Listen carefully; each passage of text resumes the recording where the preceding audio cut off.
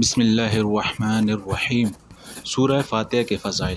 احادیث میں سورت کے بہت سے فضائل بیان کیے گئے ہیں۔ ان میں سے 4 فضائل درج ذیل ہیں۔ حضرت ابو سعید بن معلہ رضی اللہ تعالیٰ عنہ فرماتے ہیں کہ میں نماز پڑھ رہا تھا تو مجھے نبی کریم صلی اللہ علیہ وآلہ وسلم نے بلایا، لیکن میں نے جواب نہ دیا۔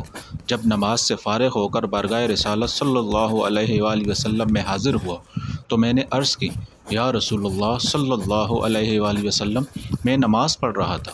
تاجدار رسالت صلی اللہ علیہ وآلہ وسلم نے ارشاد فرمایا، کیا اللہ تعالیٰ نے یہ نہیں فرمایا استجیبوا للہ ولرسولہ اذا دعاکم، اللہ اور اس کے رسول کی بارگاہ میں حاضر ہو جاؤ جب وہ تمہیں بلائیں۔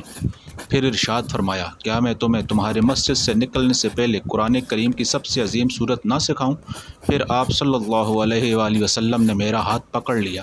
جب ہم نے نکلنے کا ارادہ کیا تو میں نے عرض کی، یا رسول اللہ صلی اللہ علیہ وآلہ وسلم، آپ نے فرمایا تھا کہ میں ضرور تمہیں قرآن مجید کی سب سے عظمت والی صورت سکھاؤں گا۔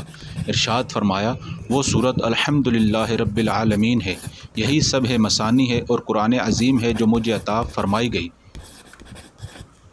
حضرت عبداللہ بن عباس رضی اللہ تعالیٰ عنہما فرماتے ہیں، ایک فرشتہ آسمان سے نازل ہوا اور اس نے سید المرسلین صلی اللہ علیہ وآلہ وسلم کی بارگاہ میں سلام پیش کر کے عرض کی، یا رسول اللہ صلی اللہ علیہ وآلہ وسلم، آپ کو ان 2 نوروں کی بشارت ہو جو آپ کے علاوہ اور کسی نبی کو عطا نہیں کیے گئے۔